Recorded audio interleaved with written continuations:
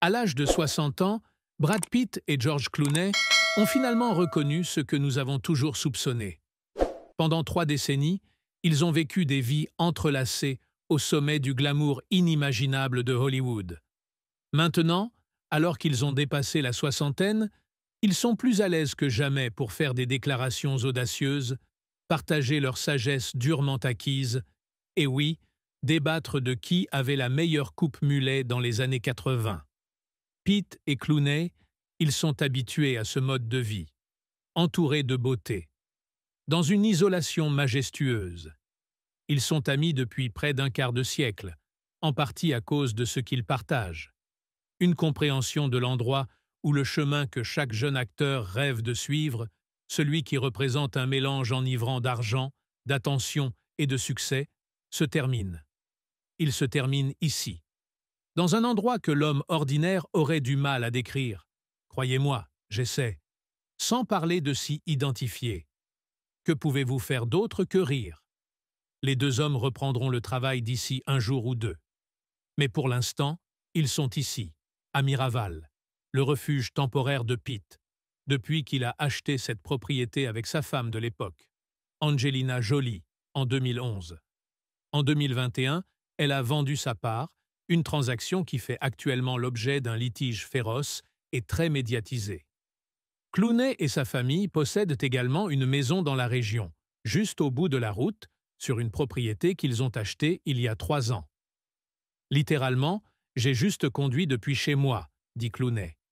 J'y suis depuis 2 ans. Je n'étais jamais venu ici. Ça ne prend que 9 minutes. Oui, en ligne, admet Clooney. Il y a beaucoup de ça, des plaisanteries de riches. Comparez les notes sur les tailleurs de pierre portugais, les artisans que vous avez engagés pour construire et entretenir les terrasses d'oliviers et autres. Ce lac ici, demande Clooney, est-ce naturel? Pitt explique que c'est une source d'eau provenant du vignoble.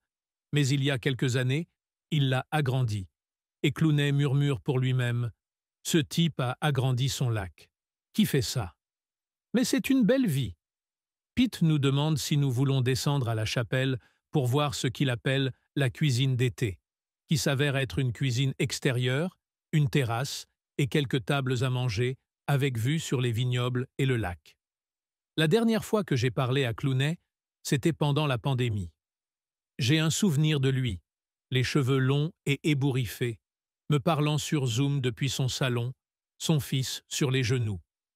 La dernière fois que j'ai parlé à Pitt, c'était dans une petite maison au bord de la piscine, à la Cañada, dans une maison qui n'appartenait ni à lui ni à moi.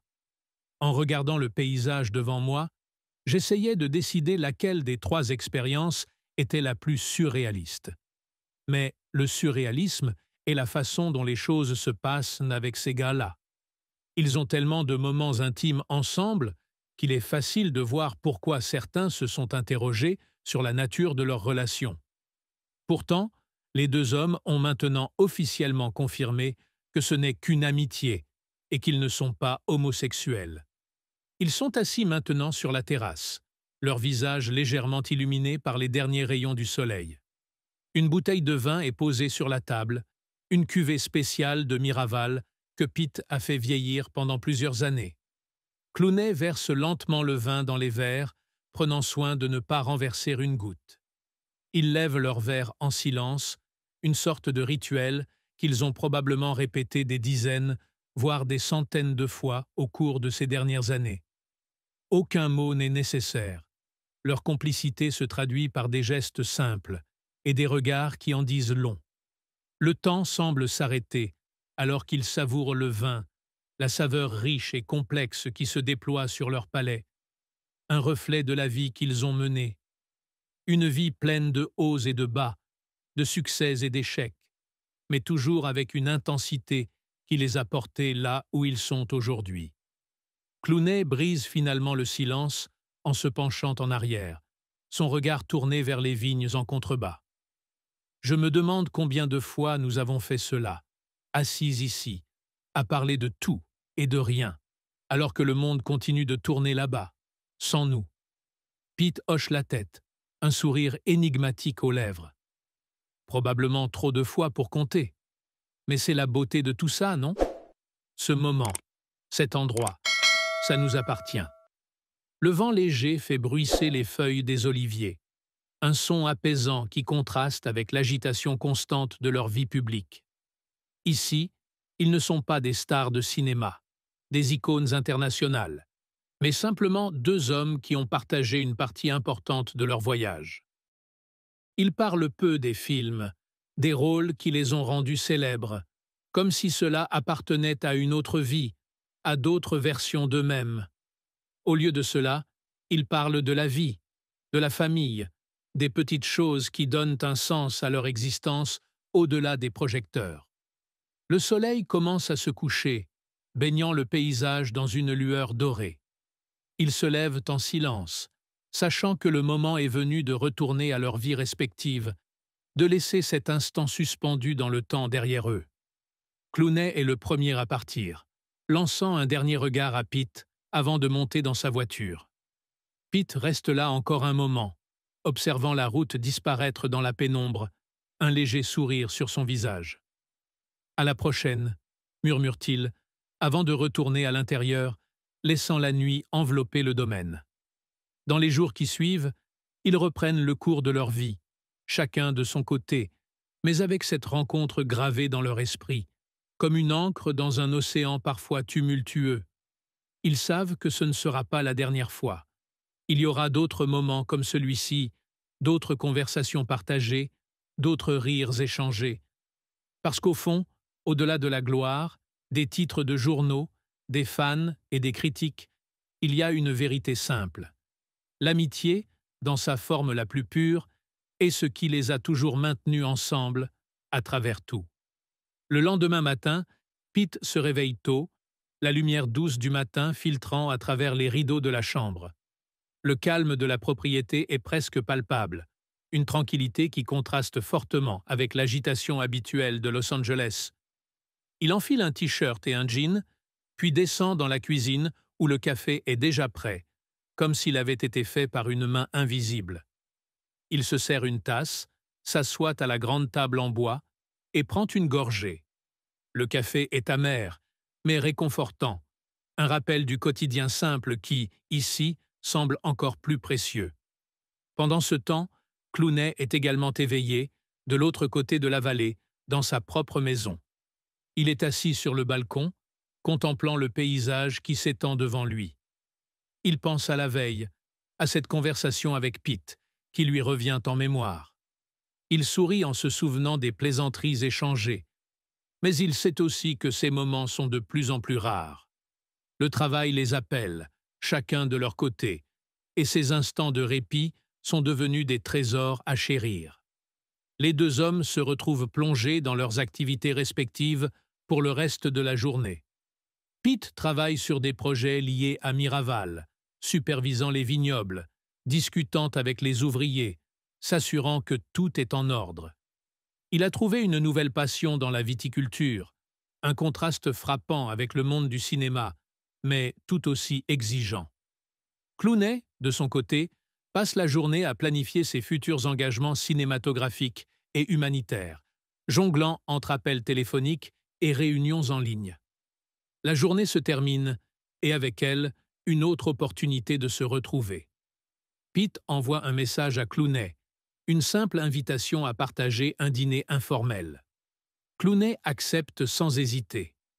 Ils se retrouvent à nouveau sur la terrasse de Miraval, cette fois avec un dîner simple mais délicieux, préparé avec des ingrédients locaux. Le vin coule à nouveau, et avec lui, les conversations reprennent là où elles s'étaient arrêtées la veille. Ils parlent du futur, des projets qu'ils souhaitent encore réaliser, des rêves qui, malgré tout, continuent de les animer. Mais ils évoquent aussi leurs peurs, celles qui surgissent avec l'âge, le temps qui passe, et les incertitudes qui accompagnent chaque nouvelle étape de leur vie. Il y a une sincérité brute dans leurs échanges, une vulnérabilité qu'ils n'affichent qu'en de rares occasions, et jamais en public. La nuit avance, et avec elle, les mots deviennent plus rares, mais plus profonds. Les silences ne sont pas gênants, mais pleins de signification.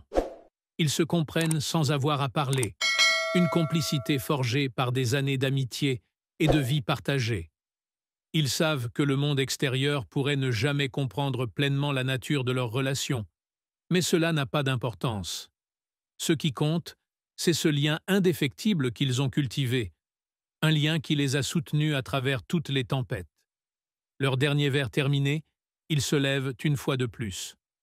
Clooney prend congé, un sourire reconnaissant sur le visage. Pete le regarde partir, un sentiment de contentement l'envahissant.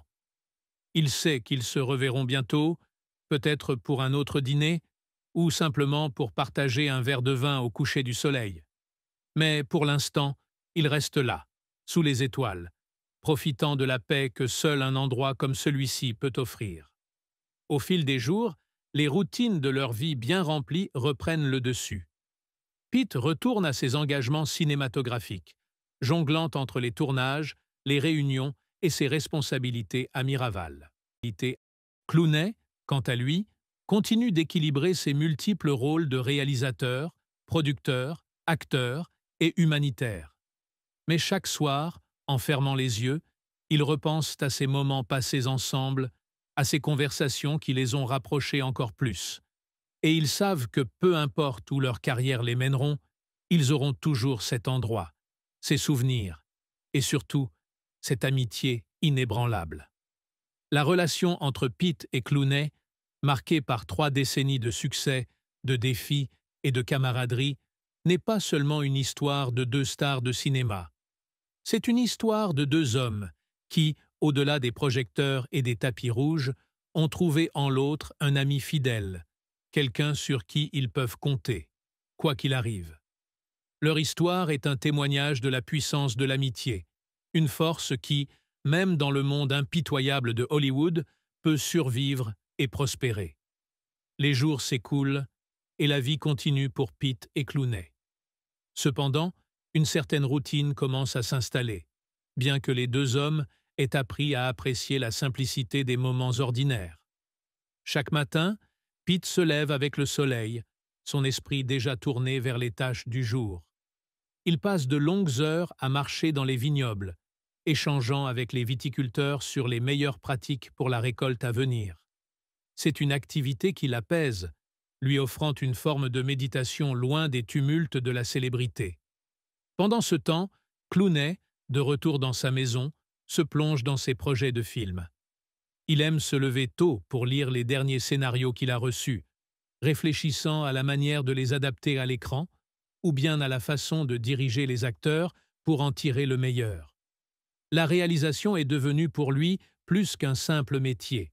C'est une passion qui l'occupe et le motive chaque jour. En dépit de leurs emplois du temps chargés, ils parviennent à se retrouver régulièrement, ne serait-ce que pour partager un repas ou discuter de leurs projets. Ces moments sont devenus des oasis de calme dans leur quotidien frénétique. Ils parlent de tout et de rien, se remémorant des souvenirs partagés, riant de leurs erreurs passées et parfois rêvant de ce que l'avenir pourrait encore leur réserver. Ces conversations sont souvent ponctuées de longs silences, mais ces silences ne sont jamais inconfortables. Ils témoignent de la profonde compréhension qui existe entre eux, une compréhension qui ne nécessite pas toujours des mots. Un soir, après une longue journée passée à travailler sur un nouveau projet de film, Clooney se retrouve de nouveau chez Pete, sur la terrasse de Miraval. La nuit est douce et le ciel est parsemé d'étoiles. Ils s'assoient en silence, chacun absorbé par ses pensées. Puis, doucement, Clooney rompt le silence. Il parle de ses projets futurs, de ses espoirs, mais aussi de ses craintes. L'âge ne lui fait pas peur, mais il est conscient que le temps qui lui reste pour réaliser tout ce qu'il souhaite commence à se réduire. Pete écoute attentivement, hochant parfois la tête en signe de compréhension. Il ressent les mêmes inquiétudes, mais il les accepte avec une certaine sérénité. Leur conversation dérive alors vers des sujets plus légers, comme elle le fait souvent. Ils se taquinent sur les rôles qu'ils ont joués, sur les choix qu'ils ont faits dans leur carrière, mais toujours avec une affection évidente. Ils savent que leur amitié est unique, forgée par des années de partage et de complicité. Il y a une certaine fierté dans le fait qu'ils ont réussi à rester proches malgré les défis et les pressions qui accompagnent la vie à Hollywood. La nuit avance, et finalement, ils se séparent une fois de plus. Clooney rentre chez lui, laissant Pete seul sous le ciel étoilé. Mais au lieu de ressentir de la solitude, Pete se sent rempli de gratitude. Il sait qu'il a un ami en Clooney, quelqu'un qui sera toujours là pour lui, peu importe les circonstances. Les jours qui suivent voient Pete et Clooney retourner à leurs activités respectives, mais avec un sentiment renouvelé de connexion. Leur amitié, loin de s'effriter avec le temps, s'est renforcée. Chaque rencontre, chaque conversation, chaque moment partagé ne fait que renforcer ce lien indéfectible. Et même si le monde extérieur continue de les voir comme des icônes de cinéma, eux savent qu'ils sont bien plus que cela. Ils sont des amis, des frères d'armes dans la bataille contre le temps, et rien ne pourra jamais changer cela. Ainsi, les semaines et les mois passent, et avec eux, les deux hommes continuent de tracer leur chemin, chacun de son côté, mais toujours avec la certitude qu'ils peuvent compter l'un sur l'autre. Peu importe où la vie les mène, ils savent qu'ils auront toujours Miraval, cet endroit où ils peuvent être simplement eux-mêmes, loin des caméras, loin des attentes, juste deux hommes partageant une vie de souvenirs, de rires et d'amitié. Les saisons changent, et avec elles, les paysages autour de Miraval se transforment. Les vignobles prennent des teintes d'or et de pourpre alors que l'automne s'installe, et une fraîcheur vivifiante envahit l'air. Pete et Clooney, malgré leurs engagements à travers le monde, reviennent régulièrement à leurs retraites respectives, attirés par cette terre qui semble leur offrir un refuge paisible au milieu du chaos de leur vie. L'automne marque également une période de réflexion pour les deux hommes. Pete, assis seul sur la terrasse, observe les vignes se préparer pour la récolte. Il pense aux nombreuses années écoulées, aux succès et aux échecs qui ont jalonné son parcours. Il se demande parfois comment les choses auraient pu être différentes, mais il sait aussi que chaque étape de sa vie, bonne ou mauvaise, l'a conduit ici. Il ressent une profonde satisfaction à l'idée d'avoir trouvé cet équilibre entre la célébrité et la vie simple qu'il chérit tant. Clooney, de son côté, ressent une certaine nostalgie en voyant les feuilles tomber. Il pense à sa jeunesse, au début de sa carrière, et à tout ce qu'il a accompli depuis. Il se souvient des premières fois où il a travaillé avec Pete, de l'énergie qu'il partageait, de la passion qui les animait. Cette passion est toujours là, mais elle a mûri, tout comme eux. Il pense aussi à sa famille, à ses enfants qui grandissent, et à l'héritage qu'il souhaite leur laisser. Il veut qu'ils sachent que, malgré la gloire et la richesse, ce qui compte vraiment, ce sont les relations que l'on construit, les amitiés que l'on cultive. Un jour, alors que les deux hommes se retrouvent une fois de plus à Miraval, ils décident de faire une promenade dans les vignobles. Ils marchent côte à côte, leurs pas se synchronisant naturellement, comme une métaphore de leur relation. La conversation est légère au début, remplie de plaisanteries et de souvenirs partagés. Mais au fur et à mesure qu'ils avancent, la discussion devient plus profonde. Ils parlent de l'avenir, non seulement le leur, mais aussi celui de leurs enfants, des générations futures. Ils se demandent comment ils peuvent utiliser leur influence pour laisser un impact positif, pour faire une différence dans le monde. Pete exprime son désir de se concentrer davantage sur des projets personnels, loin des projecteurs. Il parle de son intérêt pour l'art, la sculpture, et comment il veut explorer ses passions plus en profondeur. Clooney, quant à lui, évoque ses projets humanitaires, les causes qui lui tiennent à cœur, et comment il veut consacrer plus de temps à ses initiatives. Les deux hommes réalisent que, bien qu'ils aient atteint le sommet de leur carrière respective, il y a encore tant de choses qu'ils veulent accomplir, mais d'une manière qui leur semble plus authentique, plus en phase avec qui ils sont devenus. La promenade se termine au bord du lac, où ils s'assoient en silence, contemplant le reflet du ciel dans l'eau calme. Ils savent que ces moments sont rares et précieux, et ils les savourent pleinement. Le monde peut continuer de tourner autour d'eux, avec ses exigences et ses attentes, mais ici, ils sont simplement Brad et George, deux amis qui ont traversé les hauts et les bas de la vie ensemble. Le soir venu, de retour à la maison, Pete allume un feu dans la cheminée et ils s'assoient une fois de plus autour de la table, partageant un repas simple. Le vin coule et avec lui, les souvenirs affluent. Ils se remémorent les moments de tournage, les blagues sur le plateau, mais aussi les moments plus difficiles, les défis qu'ils ont dû surmonter.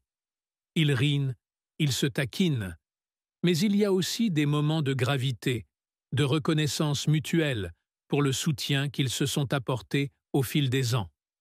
La nuit avance, et finalement, ils se disent « bonne nuit », sachant que, malgré la distance physique qui les sépare souvent, ils sont toujours proches l'un de l'autre. Ils se comprennent d'une manière que peu de gens peuvent comprendre, parce qu'ils ont partagé une expérience unique, celle d'être au sommet du monde tout en cherchant à rester fidèles à eux-mêmes. Les jours suivants, la vie reprend son cours, chacun retournant à ses projets. Mais ils savent qu'ils reviendront ici, à Miraval, parce que cet endroit est plus qu'un simple refuge. C'est un symbole de leur amitié, de leur voyage commun, un voyage qui continue de les lier, même après toutes ces années. Et ainsi, la vie continue, avec ses cycles, ses hauts et ses bas, mais toujours avec l'assurance que, tant qu'ils auront cet endroit et l'un l'autre, ils auront tout ce dont ils ont besoin. L'hiver s'installe progressivement, enveloppant Miraval d'une atmosphère sereine et légèrement mélancolique. Les feuilles sont tombées, laissant place à un paysage presque monochrome où les vignes, maintenant nues, se dressent comme des silhouettes fantomatiques contre le ciel gris. La propriété respire le calme, un contraste saisissant avec l'agitation du monde extérieur. Pete passe ses journées à travailler dans son atelier, un espace qu'il a transformé en un sanctuaire de créativité. Les sculptures qu'il façonne reflètent son état d'esprit, des formes abstraites qui semblent capturer des fragments de ses pensées et de ses émotions. Chaque coup de ciseau sur la pierre, chaque courbe tracée dans l'argile est une méditation silencieuse, une manière pour lui de s'exprimer au-delà des mots. Clooney, de son côté, est souvent en déplacement, mais il revient régulièrement à sa maison près de Miraval, attiré par la quiétude que cet endroit lui offre. Lorsqu'il est là, il se retrouve fréquemment pour de longues soirées devant la cheminée, discutant de tout et de rien. Ils parlent des défis du vieillissement, de l'évolution de leur perspective sur la vie et de ce que signifie vraiment être heureux. Clooney évoque parfois ses inquiétudes concernant l'avenir, non seulement pour lui, mais pour le monde en général. Pete écoute, réfléchit et partage ses propres pensées, souvent plus philosophiques, sur l'acceptation du changement et de l'impermanence. Un jour, la neige commence à tomber, recouvrant Miraval d'un manteau blanc et silencieux. Les deux hommes se retrouvent dehors, marchant à travers les vignes enneigées, leurs pas crissant sous leurs pieds. Il y a une pureté dans ce paysage hivernal, une sorte de renaissance qui semble symboliser leur propre parcours. Clooney se tourne vers Pete, un sourire aux lèvres, et dit « Nous avons parcouru un long chemin, n'est-ce pas ?» Pete acquiesce, ses yeux rivés sur l'horizon. « Oui, et il y a encore beaucoup à découvrir. » Il passe la journée à explorer les environs, s'arrêtant parfois pour admirer la beauté simple de la nature en hiver. La conversation se fait plus légère, ponctuée de souvenirs d'enfance et de rêves jamais réalisés. Ils se permettent de rêver à nouveau, à des projets qu'ils pourraient entreprendre ensemble, des films qu'ils pourraient produire, ou même des œuvres caritatives auxquelles ils pourraient s'associer. L'idée de laisser un héritage durable commence à prendre forme dans leurs esprits.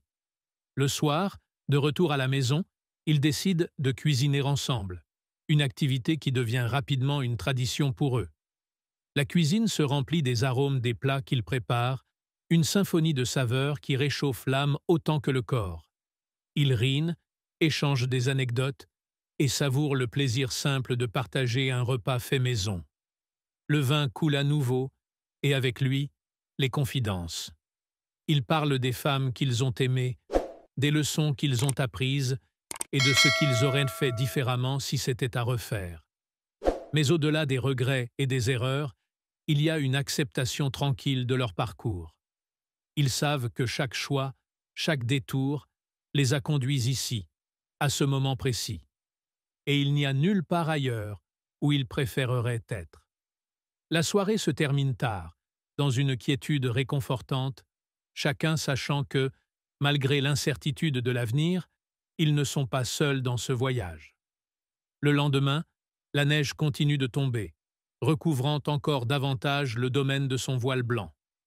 Pete et Clooney décident de passer la journée à l'intérieur, près du feu.